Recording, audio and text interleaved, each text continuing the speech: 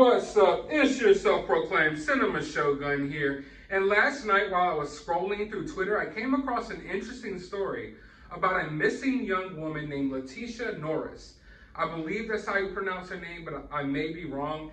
If you know the correct pronunciation, feel free to correct me. But I believe her name was Lateche Norris. She's a 20-year-old young woman who went missing in San Diego while going to visit her boyfriend. But after looking through this story a little bit, I just noticed so many red flags.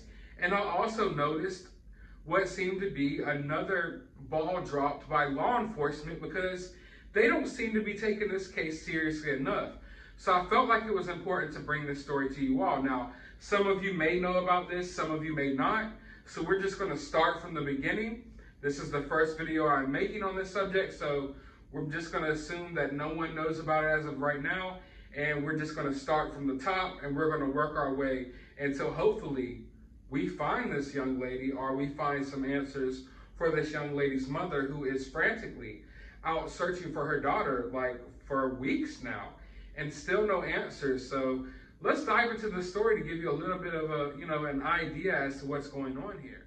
The 20-year-old mysteriously disappeared on November 5th after she left home to meet up with her boyfriend, Joseph Joey Smith, who had left a rehab facility and was reportedly living on the street in San Diego.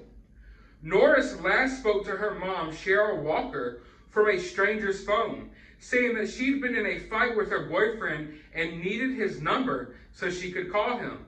She didn't explain why she did not use her phone or what the fight was about, but promised to call back her mom later that day. But after a day passed and the 20-year-old had not called back, Walker filed a missing person report with the San Diego Police Department. Lateche's social media activity ceased on November 5th.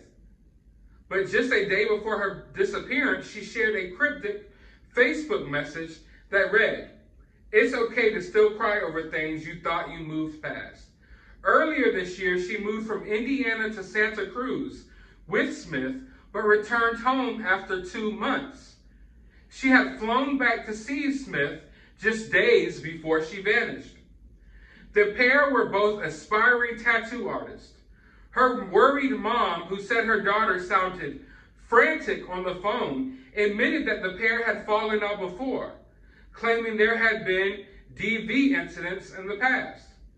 She told local media she definitely would have called me back, adding that typically her daughter wouldn't go more than a couple of days without speaking to her. If her phone was dead, she would have found a way to charge it or call me from someone's phone like that day.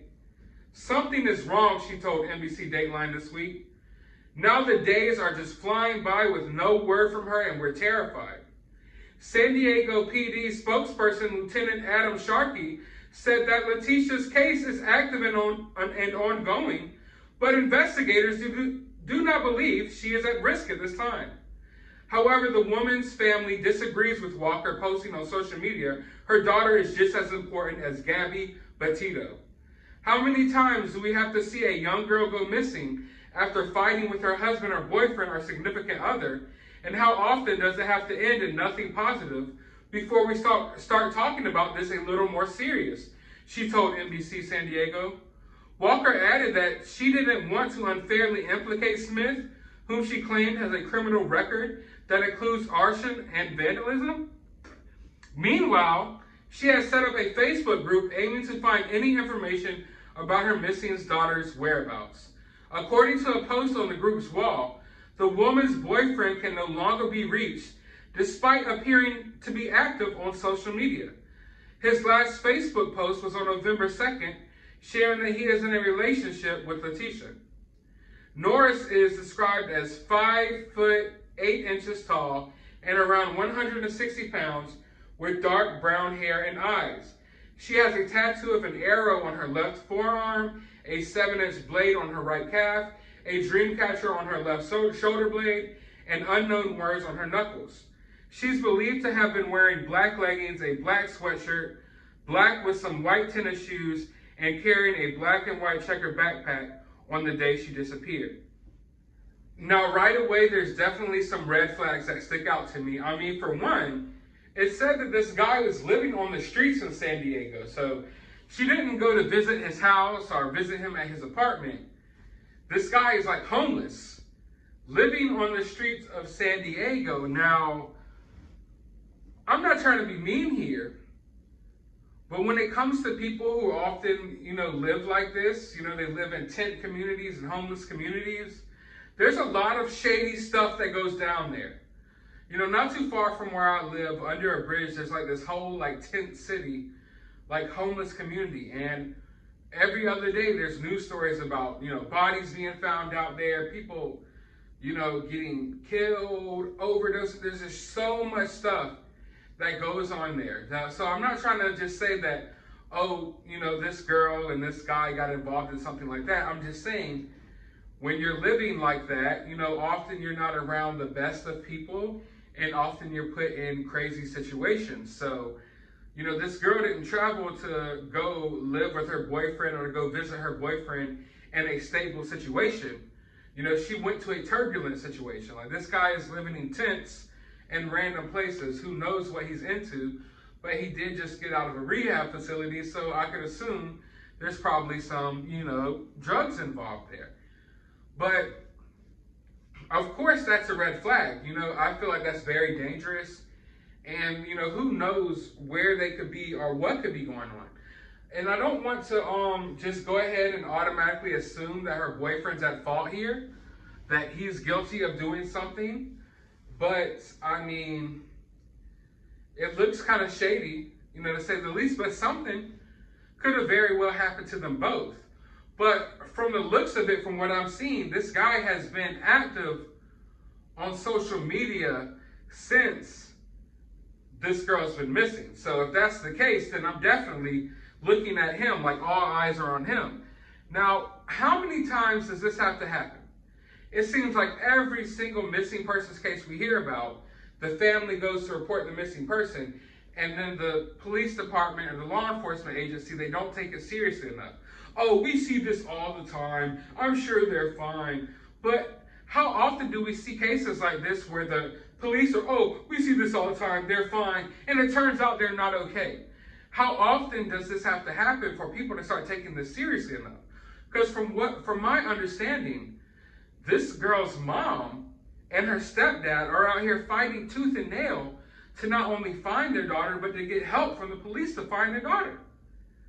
Why is that? And there's always, there's limited resources. That's baloney, that's BS. Take a couple of cops off the street who are doing nothing but writing seatbelt tickets and put them on the freaking case and make them work for their money like they should. Okay, there's plenty of cops around when it comes time for traffic tickets, but when it comes time to find a missing person, all of a sudden it's limited resources. We have to wait 3 days before we can look. We have to wait 3 weeks before we can show concern. F that. I'm so tired of that. I'm so tired of that. And that's why I believe me making these videos, other people making these videos, people on Twitter, Facebook, TikTok, everywhere on all these social media platforms talking about these missing person cases, it's important because law enforcement isn't doing their job.